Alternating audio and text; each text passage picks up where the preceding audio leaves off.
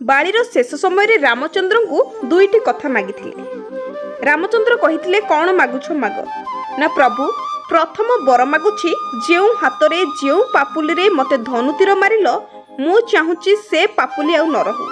सेठी प्रभु रामचंद्र कथा देले बाळी एई जन्म रे तो ऋण सुझी पारिबिनी।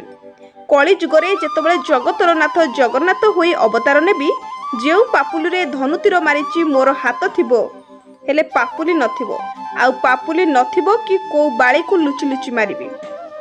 पुणी बाळी द्वितीय बर मागिछि प्रभु मु हेउछि किष्किंधा राज्यर राजा।